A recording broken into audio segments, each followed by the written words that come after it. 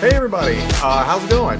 It is June 2023, which means it's time for the last tournament of the 22-23 year, NSDA Nationals. I'll be honest with you, I had not actually planned on doing an LD video on this topic. Usually we don't get a ton of views on them, although I know it really is an important topic. But as it turns out, my son is actually preparing to go debate at NSDA this year. And so I've been doing a fair amount of work with him on the topic anyway. And so I thought, since I had a lot of what I think is potentially useful information, maybe we just put it together into a relatively short video on the topic. Resolve: government employees have a moral obligation to leak classified information to address injustice. So this won't be quite a full-length video. Usually ours clock in between 1 hour and 15 minutes and maybe 90 minutes. Because again, been busy working on the actual topic itself to help Ben get ready to go to nationals. My other son's actually in world school, so there's that. And that means we did not have time to do a PF video. But since, I felt like a lot of what we were working on in LD was useful anyway, why not? Why not give it a shot, put it out there, see if it's useful to you this, I guess, last week before the tournament.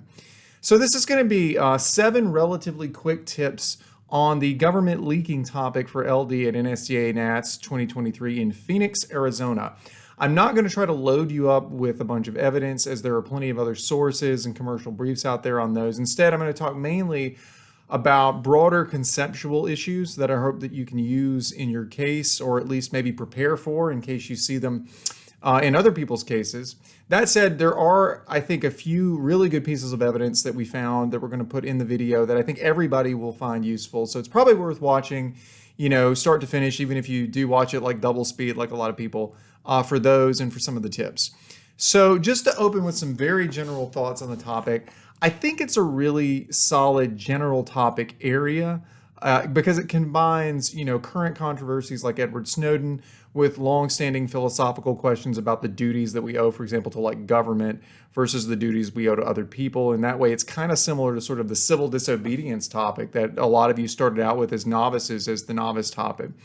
But the devil's always in the details, and in this case, I think the specific wording of the topic leads to what I think is a sort of pronounced pro-negative bias here.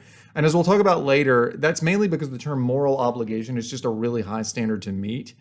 It means that the AF is going to need a case that doesn't just argue that leaking can be good, or even that it has resulted in good outcomes in most cases, but rather that there is something so fundamental about leaking that it constitutes an inherent moral obligation, something that you have to do in every case as sort of the minimum standard for moral conduct. And that in turn gives the neg a really strong angle to say, look, I don't have to attack leaks per se as inherently bad.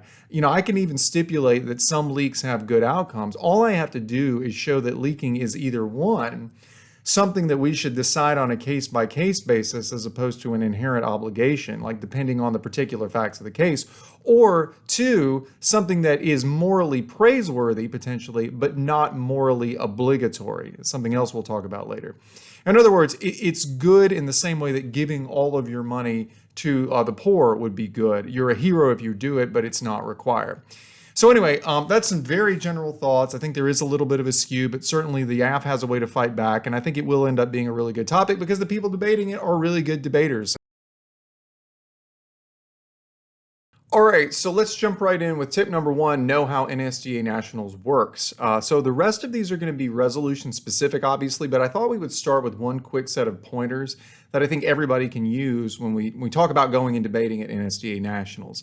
If you saw our video that we did last year, if you were at Nationals last year, this is very similar to that, so you can probably skip it if you've been before. But for most people in NSDA, this will be your first time, and if that's you, the most important thing is not to get overwhelmed by it, because it is the biggest tournament you've ever been to, and part of being successful is knowing what to expect.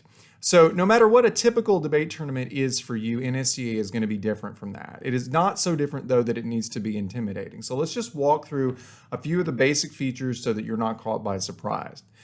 First, the judging pool. NSDA historically has had a mix of what feels like, and this is just an estimate, about 1/2 experienced traditional judges, 1/4 sort of more progressive national circuit style judges, and 1/4 layperson parent judges with a good bit less experience. Now, that's just a rough estimate, but that's what it feels like when you talk to the debaters and when you read the ballots from the judges. So what that means is a couple of things.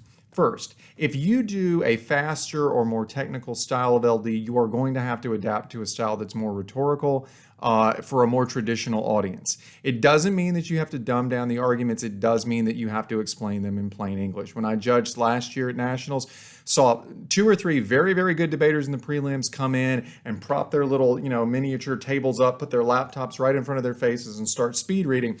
I was able to flow a lot of it. The other judge in the room, I could tell, absolutely had no interest in it. And in all 3 cases, I would say they were beaten by a debater of about equal skill who was doing a much better job of adapting. On a similar note, secondly, I would strongly suggest that you write cases that avoid highly specific advocacies that don't address the resolution as a whole. So for example, if you look at some of the stuff in the commercial briefs written on this topic that you can buy online, you will see a lot of good stuff, but you'll also see people writing about things like Baudrillard and these arcane critiques of capitalism and democracy and things like that. And generally, I'll be honest with you, I think a lot of this stuff is kind of tendentious and not great, no matter where you read it. But I will grant that it can work in an environment like TOC or something. But if you read that kind of stuff at NSDA in front of interp coaches and parents, as well as experienced judges from traditional circuits that just don't like it, you're going to be making a big mistake. You're going to lose with cases like that. It's really just a question of when. So in my mind, the best approach is to go ahead and write the strongest, highest impact case you can, so long as it can be translated into clear, plain English, and it affirms or negates the entire resolution, and it doesn't ask the judges to step out into these more esoteric worlds of things like critiques and theory and stuff like that. And by the way, if you want a sense of what NSDA debating looks like, if you haven't been before, there are plenty of final rounds and even some non-final elimination rounds that you can watch on YouTube. Now, I will say that if you watch the finals, they do tend to be more layperson friendly than even your typical NSDA round, because your judging pool in the finals will often include dignitaries from sponsoring organizations, people who aren't really involved in the debate community, so they have to sort of adapt to those folks. You should not expect all of the rounds to be quite as layperson friendly as the finals, or to go as slowly as the finals, but still they do provide a decent picture of kind of the overall vibe at NSDA, and we will put a couple of links to them in the notes below. If you haven't watched any, if you haven't been before, I would definitely recommend watching to get an idea. NSDA also asks all judges for a fairly specific judge paradigm and for preferences, like written preferences on things like speed, the importance of the criterion, and things like that. It is super detailed, and I think this year you can still find it on Tab Room already. I believe it's already up there. So for example, here's mine, right? And as you can see, this is from last year. You can find out a lot of details here, more than any tournament I've ever seen or been to. And I can tell you that just as a judge, right, and I say this a lot, but judges love being adapted to. When you tell your delivery and your approach to what a judge tells you that they want, they feel respected, they feel valued, not just like they're a target that you're sort of aiming your words at. So given that you have this trove of information about your judges, I would suggest as soon as your postings go up, right, you delve into your judge profiles and make some notes about how to come at each round so that you can adapt and give the judges what they want, because ultimately you work for them, and if you make them happy, you win. One last point is the logistics of the tournament. You have 6 preliminary rounds with 2 judges each. Now, there is no winner of the round per se. There's just the winner of the 12 ballots. And in the past, NSDA has set 8 of 12 ballots as the cutoff to break the elim. So if you get 8, you break. If you get 7, you don't. It's just a hard cutoff. However many people get 8, that's how many people break. So you're just trying to win individual ballots, right? So in elim rounds, it's double down and out, right? As it was if you had a qualifying tournament, right? In other words, if you lose twice, you're out. And typically the finals is something like, round 14 or 15 or some extreme number like that. My only advice on the structure of the tournament is to just pace yourself. It is a long, long tournament, right? Bring water, bring energy bars, have a, calm down and focus playlist on your phone if you can. Don't think ahead too much, right? When you're in prelims, focus on getting, those 2 ballots, or at least one of those ballots, right? Don't worry about out rounds. If you do make it to out rounds, congratulations, but don't worry about how far you are from making the stage for awards. Don't worry about whether you have a down or not. Just keep an even keel. think about the round in front of you, give your best performance, and you'll do great. And remember, there are a million ways to win at a tournament this big. Some people won't be happy unless they're the national champion, but that is not a great attitude because of just how much luck it takes to make it through like 13, 14, 15 rounds, even if you are really, really good. So just making it to NSDA, and certainly if you are able to advance to the first elim, is a huge accomplishment. It's a great like resume item for college. So just remember, there's plenty of opportunity to prove yourself, win accolades, and improve as a debater, regardless of where you finish.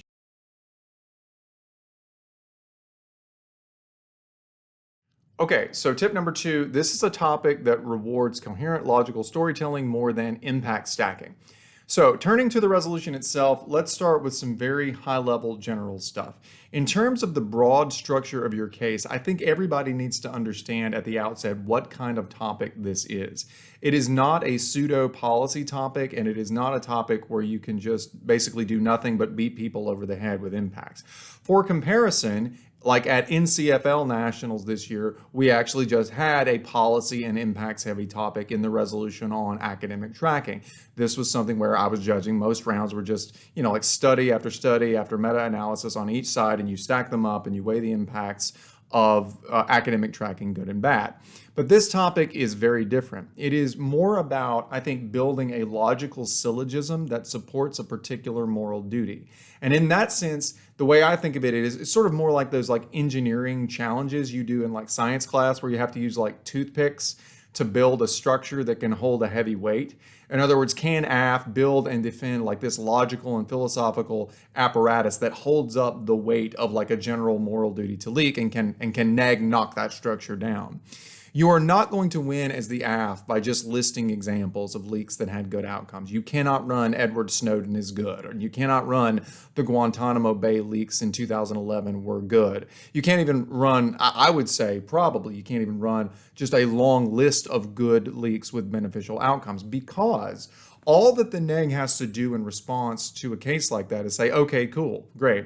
Here are some counterexamples of leaks that went very badly, or at least illustrations of when leaks could go very badly. And what that means is there is no categorical moral obligation. Instead, what we should do is evaluate each potential leak on a case-by-case basis on its specific merits. And if all AF is saying as they get down to the end of their case is just reading illustrations and this leak saved this many lives and this leak had this impact, I as the negative am actually very happy. I know that I have a great chance as that AF constructive winds down to win the round by just arguing, okay, but here's how it can go wrong.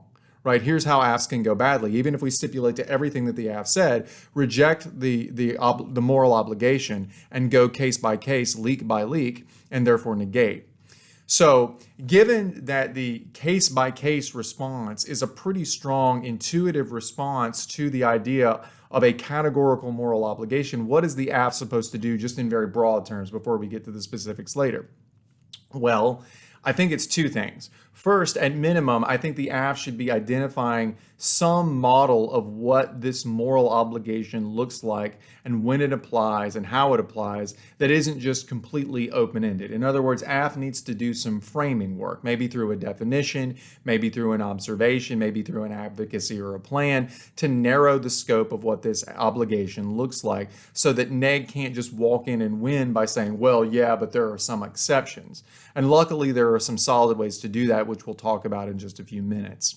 Second, and more broadly, I think the AF needs to try to structure their case around a clear philosophical and logical syllogism about why this obligation exists, not just a bunch of illustrations and random impacts. And we're going to talk about some ways to do that as well later in the video. But very generally, as you write your AF case, you need to be telling a coherent story about like where, as a matter of logic, this obligation comes from. Where, as a matter of philosophy, does this obligation come from? What is it about the situation of government employees and classified information that is unique and creates this categorical duty when many people would say that like the average citizen doesn't have a similar duty? This needs to be a solid logical syllogism, not just a list of good leaks, because that's going to be really easy to tear apart by the NEG by just saying there are bad leaks too, so go case by case.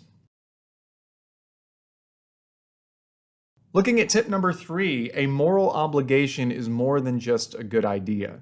So now let's turn to the specific wording of the resolution, and specifically let's drill down a little more into the meaning of the term moral obligation. So moral obligation is tough for the app because it's one of the most demanding ways you can frame a normative claim. So Whitbeck 1995 defines a moral obligation this way. We'll just pop it up on the screen. And they say a moral obligation or duty is a course of action that's morally required. It talks about how they come from many sources, and it talks about how we might not choose them. They might be sort of thrust upon us by our position, like the position of a government employee. As we're going to talk about later, there are some contrary interpretations of moral obligations that are less absolute. But the default understanding for most judges in most rounds is going to be that when we say something's a moral obligation, we mean that not doing it is unacceptable and wrong. It's a pretty absolute position as opposed to a conditional one. So if we were to claim that leaking is just morally good, well, then we could look at, say, like a Russian government employee who decides to leak classified information on Vladimir Putin's corruption or something like that. And we could see that, she's risking her life by doing it. And we could say, wow, what a good thing to do. She really went above and beyond. She's a hero. That sure was a praiseworthy thing to do. But if leaking is morally obligatory, then the calculus changes, right? We look at the same employee and we say, this was the minimum that she was required to do. She knew she was risking her life, or at least her freedom. She knew she was maybe putting her family in danger. She didn't know if the leak would actually solve the problem, but even so, she was still required to do it. This is the minimum expectation for her. And on an intuitive level, a lot of people would say, well, no, I don't agree with that, right? A person who decides not to risk their life or risk their freedom to expose some injustice that they didn't cause, they aren't immoral for not doing that. They're not a hero, right? They're not particularly praiseworthy, but they also don't deserve moral condemnation. And there's a common concept in moral philosophy that addresses this, which is the idea of obligatory versus supererogatory morality. Supererogatory actions are actions that basically go above and beyond. They are praiseworthy, but not mandatory. So for example, a soldier dives on a grenade to save the squad. A person gives away all of their wealth and possessions and lives in poverty so that other people can have what they need. Supererogation as a moral concept recognizes that like the spectrum of morality isn't just a binary where everything that's good is obligatory and everything that's bad is forbidden. There are shades of gray in between, and in that spectrum we find actions that we agree are praiseworthy and good, but that we're not prepared to say like represent the bare minimum of moral conduct. In other words, we're not prepared to say if you don't leak, you are immoral. Right?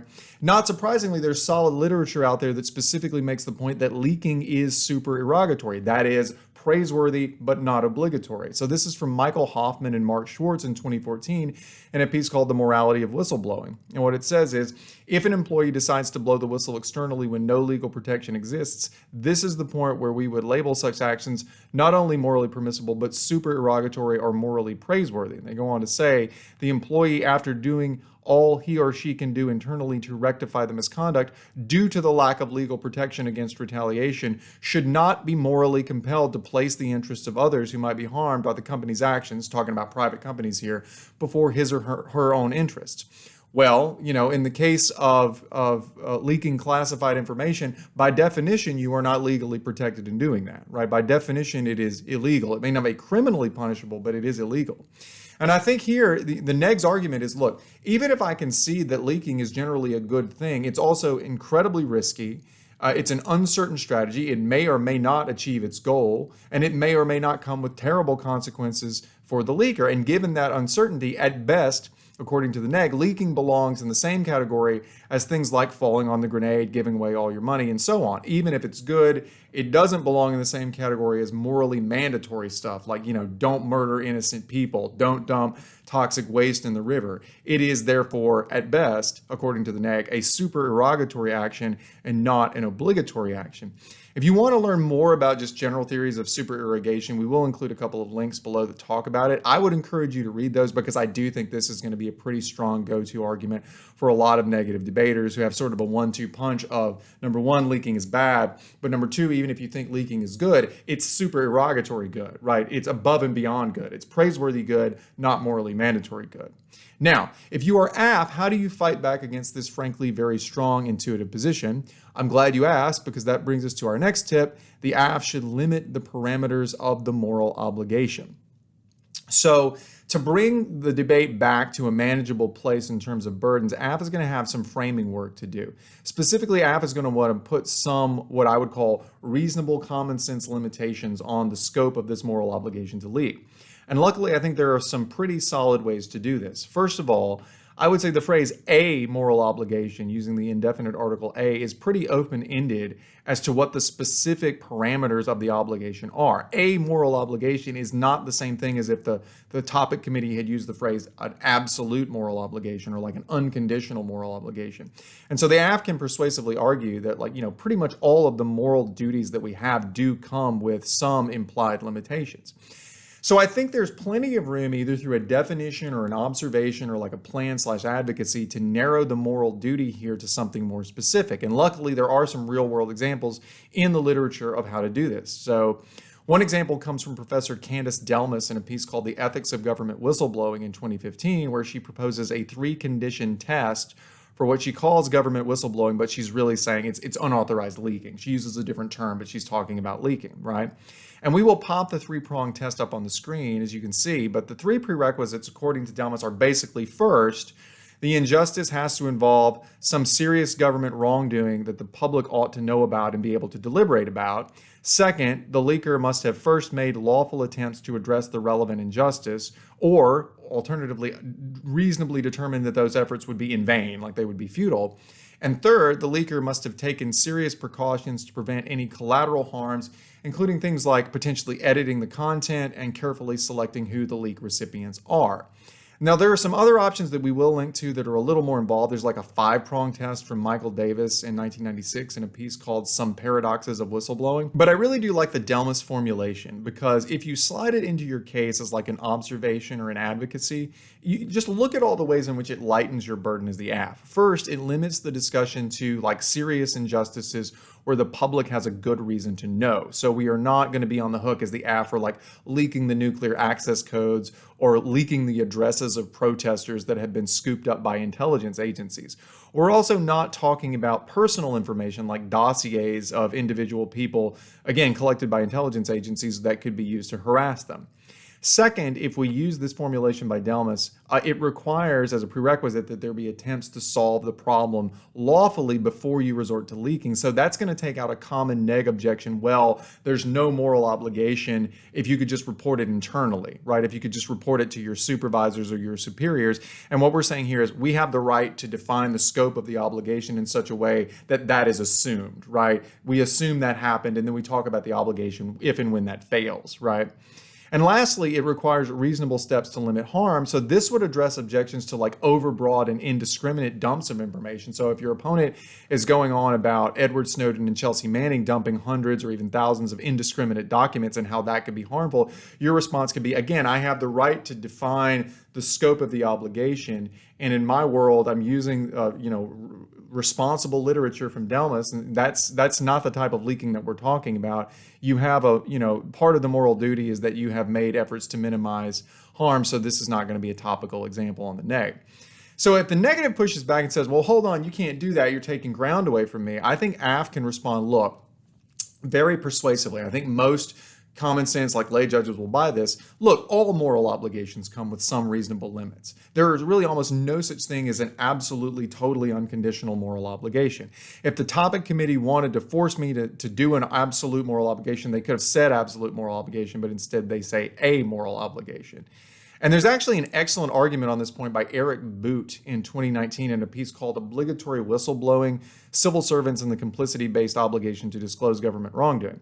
Boot basically argues that the fact that a moral obligation can be defeated by other obligations doesn't mean it's not a moral obligation. It just means it's what we would call a defeasible moral obligation, meaning that it is a duty, right? It is an obligation, but just like the vast majority of duties and obligations we have, it can potentially be overridden by something else under certain circumstances. So what he says is, and he's actually talking specifically about leaking, which is what makes it a great piece.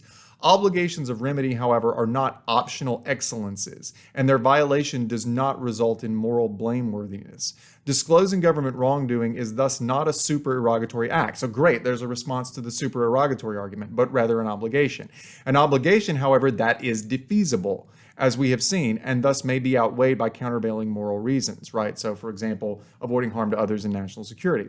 In other words, what the AF is going to say is, look, we have all kinds of moral obligations, and the fact that they aren't absolute obligations and don't trump literally everything else in the universe doesn't mean they're not obligatory. So, for example, we might say, if you want to have an analogy to, or if you have to argue this in the round, you might say, look, everybody agrees we have a moral obligation to treat animals humanely, but most people would also agree that that is a defeasible obligation if, like, the situation is a rabid bear is trying to eat you and all of your friends, and you've got a gun and you have to decide whether to shoot it. Well, in that case, there's another moral obligation, but it doesn't mean that we just wipe away the moral obligation to treat animals humanely. And similarly here, the fact that there might be limits and conditions on the moral obligation to leak does not mean that the obligation does not exist. It just means that it's defeasible. And by the way, for my money, the Eric Boot 2019 piece is far and away the best single source for the AF on the entire topic, I think. We're going to talk about it more in a few minutes when we do some tips on the AF, but unfortunately it is paywalled and I haven't really found a way around that. So if you have like an older sibling at college who has like access to a university library database, you definitely will want to get them to pull it for you. If you don't, I'm actually just going to screenshot some of the key pages, not all of them, not even close to all of them, because I think that would be unethical. I don't want to trigger copyright issues, but I think it is fair use to have the pages that I'm actually citing, which is just a handful of those pages. So here are the title pages and pages 149 and 150, where you can find the text for the card that we showed on how you have a defeasible moral obligation. But anyway, the bottom line is, whether it's in your case as an observation or an advocacy, which I think is preferable, or at minimum, it's a block that you have ready to go, you as the AF need some kind of framing mechanism that defines the scope of the moral obligation in a reasonable, manageable, not completely open-ended way that doesn't cede every single limitation or exception as ground for the negative ballot. Okay, so tip number 5 is going to be clear about exactly what the phrase "to address injustice" means. So we've definitely established that framing is important on this topic, particularly for the AF. And while a lot of that stems from the term moral obligation, another important framing question is what exactly we mean by the phrase "to address injustice." More specifically, I think the way that I would frame this question is, who decides what constitutes an injustice that requires a leak? Is it an objective determination or is it a subjective determination? In other words, does the leaker make the decision about what injustice is prior to leaking, like subjectively? Or alternatively, can we in the debate round just assume that any relevant leaks that are topical here address something that we would agree is in fact injustice? Does the resolution sort of ask us to kind of stipulate to that? This is a really important distinction. Let's talk about what these two interpretations mean in the debate. First, if the leaker, him or herself, is making the decision, there are two potential problems that the neg is going to seize on. One, the leaker could make a mistake. They could leak information that fails to remedy the injustice, or they could leak information that causes harms that are much worse than the injustice. And two, the leaker could have a flawed definition of what constitutes injustice. In other words, if the leaker sees injustice in things that you and I and the judge would not think are unjust, in fact are the opposite of that. For example, the leaker might be like Islamophobic and think that they should leak information on classified aid to Muslim countries because Muslim countries are just bad, right? Or they could be racist, and they could decide that leaking the intelligence that various agencies have collected on Black Lives Matter, which they absolutely have collected, right? That is a good idea because Black Lives Matter is bad, it's an injustice, and they want to get rid of it, right?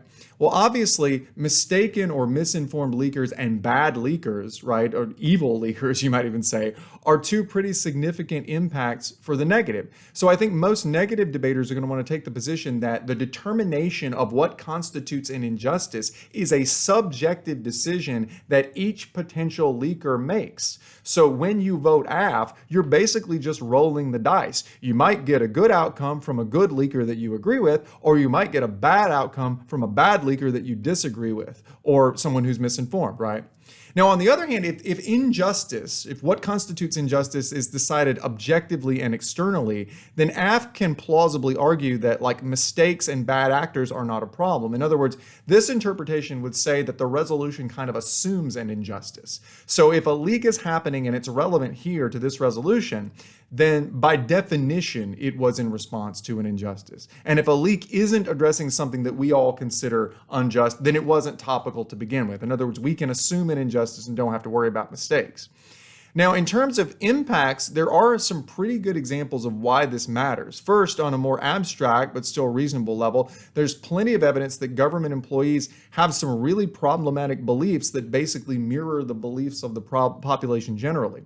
So just looking to the United States, by the way, just a quick pointer, remember, this is not a U.S.-only resolution at all. You definitely want to be ready to give examples of leaks that come from other countries, if only to show that you've done your research, right? But just looking to the U.S., a RAND Corporation survey of U.S. military veterans in 2023 found that 13.5% believe QAnon conspiracy theories, 17.7% support violence as a means of achieving political goals, and 28% believe in the racist Great Replacement theory, which views increasing racial diversity as an attempt to eliminate white people. The Department of Defense found that these views were so common in 2022 that it implemented a formal policy to combat, quote, service members' active advocacy of and participation in organizations that espouse supremacist, extremist, or criminal ideology. Well, if we've gotten to the point where we have huge percentages of people in the military who have these beliefs, what in the world makes you think, Judge, right, that you can reliably predict that the views on injustice from a potential leaker will line up with yours and mine, and that they won't go in precisely the opposite direction? And that's just in the U.S. I'm very confident you could probably find polls of views in other countries that U.S. judges would probably find even more problematic. And so the argument would be, again, if all of these government employees in the military, right, places like that where classified documents are most likely to be found, if they have these radical and sometimes racist views, what makes you think that by affirming the leaks you're going to get will somehow be this enlightened, tolerant vision of justice and injustice? Aren't they just as likely, as we said earlier, to target, aid to Islamic countries, to target leaders of Black Lives Matter, or maybe even just to sort of generally seek to undermine politicians in the government because they think the whole government's unjust, right? Because they don't like them. And this isn't, a hypothetical issue either. Let me give you a practical example. So in 2003, a guy named Joseph Wilson wrote an editorial criticizing the Bush administration's claims about weapons of mass destruction in Iraq. About a week later, a conservative journalist named Bob Novak published another piece saying that Wilson's wife, Valerie Plame, was actually a covert CIA operative. This was classified information, disclosing it was illegal and it put Plame in danger. And it was leaked. We don't know who leaked it. We never found out. But the only way Novak could have gotten it is if it was leaked by somebody in the CIA. So here's a question. Was the leak of this information about Valerie Plame to address injustice? Well, you and I would probably agree that criticizing in a column George Bush's invasion of Iraq isn't injustice, but clearly somebody in the CIA thought differently. To somebody in the CIA who did this leak, Wilson's criticisms were unjust. They were undermining, what the U.S. was trying to do, and that made them bad, and it made them an injustice, and they needed to be addressed. In other words, we needed to deter future leakers by punishing them. You and I might say that's a crazy view, but clearly somebody thought that there was an injustice here, right?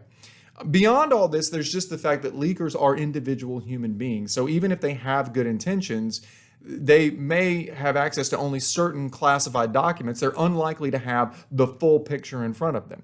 They may not know the people who will be compromised or threatened by a given leak, or the serious threats that the government might be trying to counter by taking what they consider some questionable action. So anyway, the bottom line is, I think that the question of who decides what constitutes an injustice is potentially a major issue that both sides need to be ready to fight on it.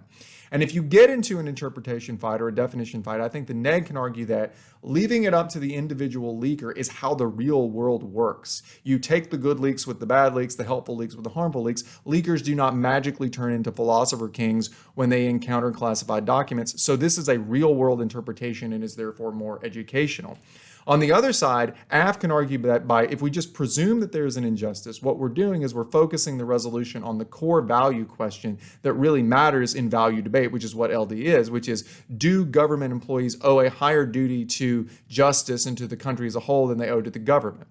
And instead of nitpicking on individual cases, which you could do on any topic of any kind, we should prefer an interpretation that lets us focus on the core question in the limited time we have in the debate.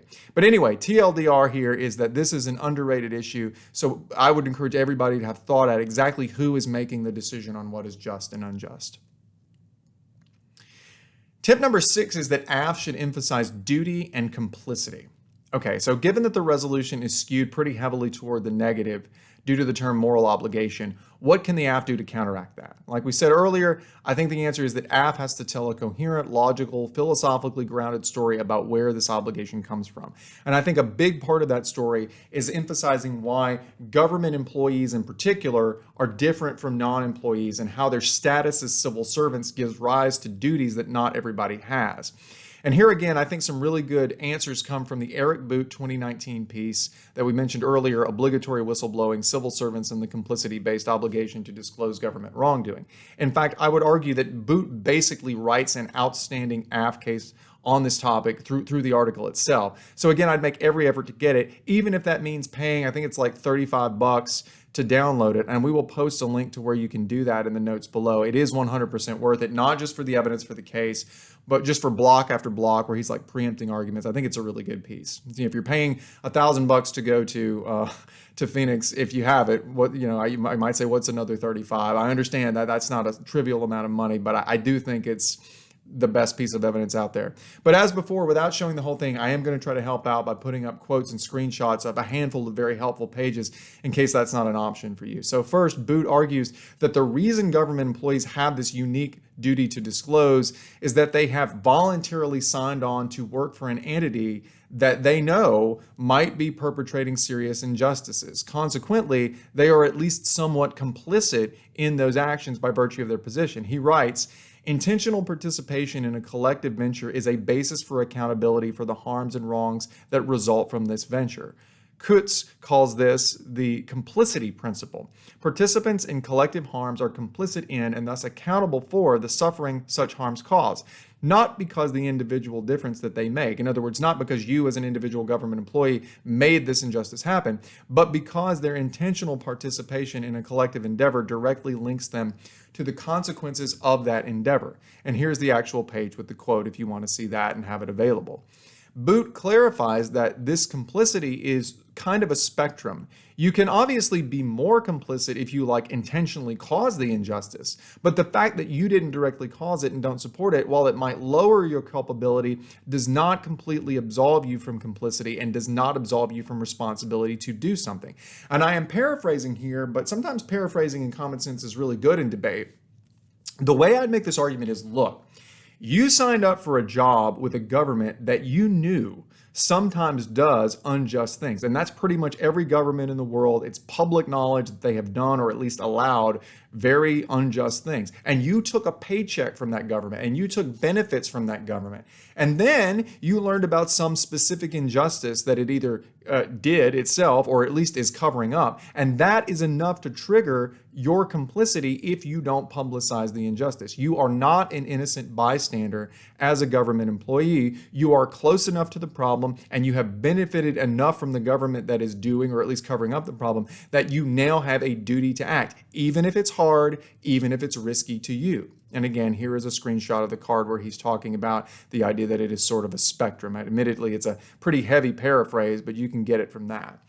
Now, as for the reasons why there is a specific duty to leak classified documents, Boot also has some strong arguments. And here again, I can't ethically put them all out there because it is, copyrighted, but let me give you the strongest one, which is basically that because the information is classified, leaking it is a prerequisite to anybody else being able to do anything about it, right? He writes, no one but those in the know, i.e. politicians and civil servants with the necessary security clearance, could possibly do anything about such wrongdoing. He's talking about wrongdoing that's secret and in classified documents. The information being classified, citizens cannot pressure the government by protesting or hold it to account by voting it out of office, nor can the press perform its critical function for the simple reason that both the citizenry and the Fourth Estate, that is, the press, are unaware of the wrongdoing in question. And again, here is the screenshot of that portion. So anyway, just to sum up, what Boot is emphasizing and what I'd argue the AF needs to emphasize is that by choosing to be a government employee, you have taken on certain moral obligations to address injustice that your employer perpetrates or at least covers up. When you sign up to work for example, the U.S. Department of Defense, which everybody knows has done some really unethical, really awful things in the past, you assume the risk that you may end up with information about some current injustice. And if you do, you then have a moral duty to let the world know, assuming, going back to the Delmas piece earlier, assuming you've met all those obligations like trying to address it internally and things like that. And if you don't do that, then you have committed a moral wrong. And if you don't like that deal, then don't take the job in the first place. Because if you do take the job and you let the information stay covered up, then there's blood on your hands too. Maybe not as much blood as the people who committed the injustice itself, but you are complicit and you have violated a moral obligation. And as an added benefit, right, if you successfully make this complicity argument, you sort of alleviate the burden of having to rest entirely on impacts and like solving the relevant injustice. Yes, the leaking that you do may solve some of these injustices, but even if it doesn't solve them, that's not where your obligation came from. Your obligation was inherent in your status as a government employee. That's what gave you the duty to address your employer's, frankly, predictable bad actions. So if I solve the injustice, right, I can certainly read examples of good leaks and read impacts and say, sometimes I'll solve these injustices. That's great. That's a nice, like, utilitarian bonus. But whether I solved the injustice or not, right, I still had an obligation to try to do something about it by virtue of my position. And there are a dozen different ways to frame this argument. You can talk about like the social contract. You can talk about the need for transparency. You can do what Boot does and talk about how if you don't leak it, nobody else can act. You're literally the sort of linchpin that starts the whole process. Otherwise, nothing can happen. But however you go about it, you as the app have to get to a place where you are clearly and lucidly explaining why this duty is not case by case, and it's also not contingent on the outcome of the leak. In other words, it doesn't have to necessarily solve the problem. Instead, it is inherent to the job of a government employee. Finally, tip number 7, the neg should give the judge a decision tree for leaking with multiple routes to the negation. So last but not least, I think the neg has a lot of strong routes to victory here, so much so that I think the key is just kind of organizing them and making use of all of them in the case and then throughout the round. And the way I like to do this on the neg, just on resolutions generally, is to sort of give the judge a decision tree and say, look, before you can agree with whatever the resolution is saying here, you have to agree to like 3 or 4 or 5, whatever propositions. And if at any point you answer no to any of these propositions, you should be voting negative. And on this resolution, I think the core concept for the neg is selling the judge on the idea that even if we assume leaks are morally permissible, a responsible leaker has to go through like a pretty long checklist of prerequisites. And I would literally say that in the round. Even if we agree, like leaks are okay, you've got this long checklist. Here's what you've got to go through, judge. It's not a moral obligation. So the best that we can say is this is a case-by-case proposition where the morality depends heavily on the details, right? It is not universal. It is not categorical. It is not an obligation. It depends heavily on the details of the particular instance in the particular case. So what did these boxes that the leaker has to check look like? Well, part of that depends on how much AF is able to narrow the scope of the obligation, right? So if AF gets up and completely fails to offer any framework, like they don't read the Candace Delmas piece or anything else where they sort of offer you some kind of limiting scope or definition of what the obligation looks like, well, then you as the neg should have a block ready to go with basically every possible contingency and every example of how leaks can go wrong. And, and just say, these are all examples of how it's not an obligation. It's very much case by case. Here are all the variables. If you agree that even one of these prevents a leak, then it's not a moral obligation. The most obvious practical example would be like there might be less disruptive or less harmful ways to address the injustice, like internal whistleblowing, or for like higher level officials, you might be able to take unilateral action. You might be able to stop it yourself. So if a high-level CIA official learns that, say, we have secretly had operatives in some country being ordered to do things that maybe they shouldn't do, well, then he or she might be able to simply take that to their superior, maybe the director of the agency, and say, look, we shouldn't be doing this. We need to pull these people out and stop doing it and solve the problem that way without like giving away the location and maybe putting these agents, these assets' lives at risk. Now, of course, that won't always work, but your point is not that it will always work. Your point is that in some cases it will work, which means that leaking is not a moral obligation. It's just one tool in your toolbox. You don't have to do it. There are other things that you can do, right? Now, I think that most app debaters will probably try to put some kind of limitation on the scope of the obligation. So in most rounds, I think the strongest check boxes, right, so to speak, will be the ones that weigh the impacts of any particular leak. So these would include several, right? So first of all, harms to the leakers themselves. So first of all, there's obviously a ton of evidence out there about the consequences of leaking to the leaker. So Reality Winner spent 5 years in prison for leaking a report on Russian interference in the 2016 election. Chelsea Manning spent 7 years in prison.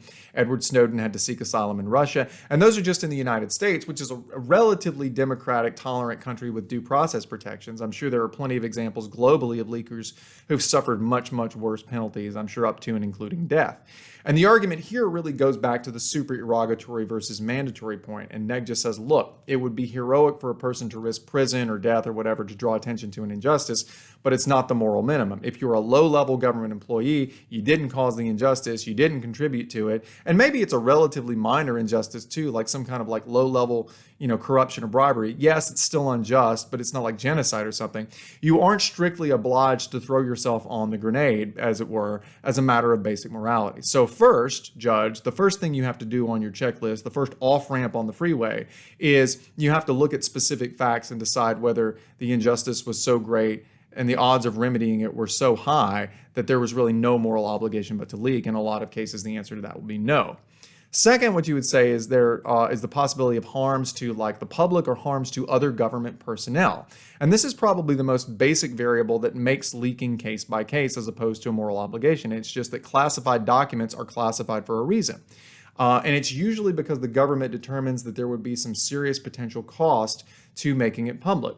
Now, it's hard to find a lot of precise examples where public leaks, like those with Chelsea Manning and Edward Snowden, have led directly to, for example, U.S. personnel being killed. But if you expand the definition of leaks to include providing information to, say, opposing governments, and there absolutely are definitions of leaks and examples of using the term leaks in the literature that include that. You don't get to automatically exclude people who take information and give it directly to our enemies. If you can include that in your definition, then as the negative, you open up a lot of strong examples. Let me give you just one free example. See if you want to use this in your case. So in the 1940s, a guy named Julius Rosenberg was an engineer with the U.S. Army who passed hundreds of classified documents about U.S. nuclear weapons and how they were designed to the Soviet Union. This allowed the USSR to develop its own nuclear arsenal with shocking speed and help kick off the nuclear arms race that literally threatens the existence of all humanity to this day.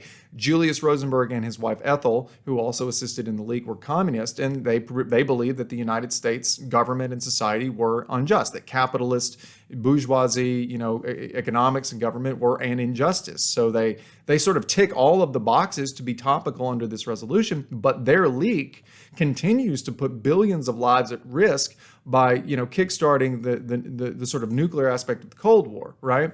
So if you can win the idea that leaks include not just public leaks, but leaks to opposing governments, you can basically say, look, there's no moral obligation here. You have to go case by case. Sometimes it's good, sometimes it's bad. But at minimum, you have to ask yourself, is my leak going to lay the foundation for global nuclear annihilation or something really, really bad and really dangerous that would cost a lot of lives?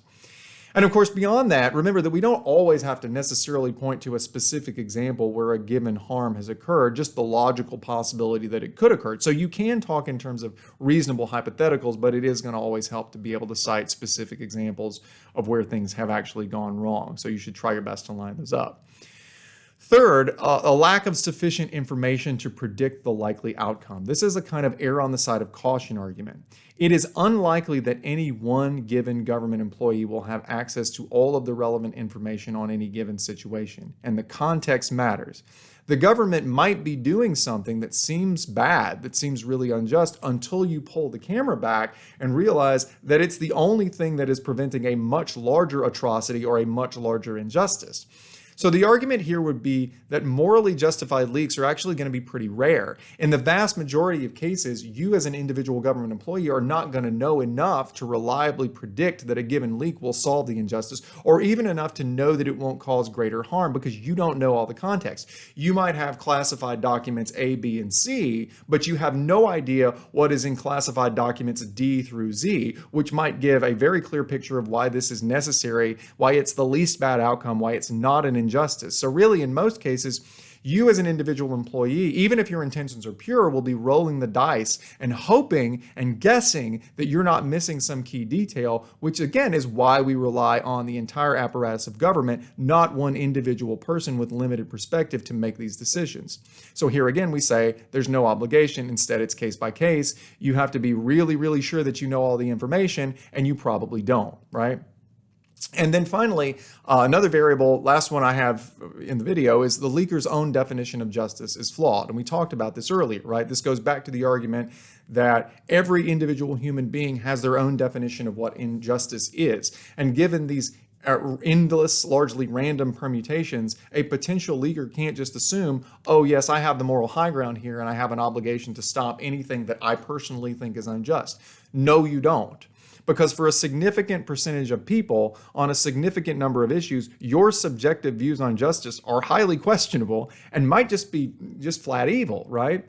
And this is the evidence that we talked about from the Rand Corporation about extremist beliefs, of the Valerie Plame leak example. And the argument here is, no, we cannot endorse this resolution. We cannot endorse a general obligation to leak to fight injustice.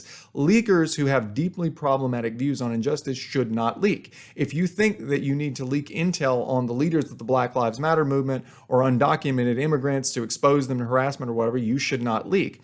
If you're trying to harm a CIA operative because you think it's bad that their husband opposed the Iraq War, you should not leak. Now, a slightly different but similar angle to this is the sort of who are you to decide approach.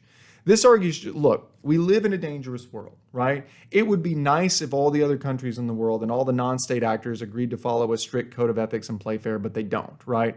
Countries more or less operate in sort of a Hobbesian state of nature with respect to each other, survival of the fittest, right? War of all against all. Everybody's trying to get an advantage. Everybody's trying to spy on everybody else. Everybody is doing off-the-record stuff that might make us feel a little queasy and a little uncomfortable. We all know, though, that that's the case. You and I, Judge, we know that as citizens that that is the case. We know that our governments do arguably bad things sometimes, but we understand it could be a necessary evil. It might not be an injustice because it might be the least bad option. And we have this elected government that we've put in place, and we've given them the legal authority to classify documents and then to declassify documents because we as citizens have made the judgment that in an imperfect world, in a dangerous world, in a violent world, we have calculated the risks and benefits, and we trust the government as a whole. We certainly don't trust them implicitly. We know they're not angels, but we trust them more than we trust any individual person to make the right call on what deserves to be out there, what is injustice and what's not. You, potential leaker, are not the government. You are one person with limited information. You have your own opinions that do not reflect any mandate from the electorate. Who are you to override the cost-benefit analysis that we as the people, at least in a democracy, conducted when we elected this government? Who are you to put your personal conception of justice ahead of our collective decision-making, again, in a dangerous and imperfect world? Maybe we feel that allowing, a little bit of what we might consider injustice on a small scale is necessary to prevent a larger injustice on a big scale, like allowing rogue countries to gain more global influence and do really bad things. Maybe that's just sort of the necessary evil that we have to do. But why do you, leaker, and you alone have the moral right to basically veto our decision and override that? So anyway, kind of got a little heated there. But anyway, there you go. Those are some relatively high level, but hopefully useful tips on the 2023 LD resolution for NSDA. Obviously, everybody in Phoenix is going to be a good debater. Rounds are going to be won by debaters who have done their research and who are ready to adapt to what they hear in each debate, different styles, different speeds, and so on. Just remember, though, and take this with you as you go into next week, The judges are human beings who are judging these double-flighted rounds. They're tired. Frankly, they're often bored. No knock on you, but they are. And they really just want to hear somebody tell a clear, coherent story to make their jobs easier and their ballots simpler. If you can seize control of the round with a clear story rather than just a bunch of machine gun responses, your odds of getting those 8 ballots you need to break are going to swing in your favor. Your odds of getting 2 ballots in every round after that are going to swing in your favor. So anyway, in the end, congratulations on making it to NSDA. Best of luck. Have a great time out in the 100-degree heat in Phoenix. If this is your last high school tournament, I hope debate has been just as transformative for you as it was for me. And I hope that you will give back in the future by judging or maybe even coaching if you ever get the chance. If you're coming back next year, we will see you in August/September for a brand new season. And until then, as always, remember that debate is for everybody. So work hard, have fun, and hail state.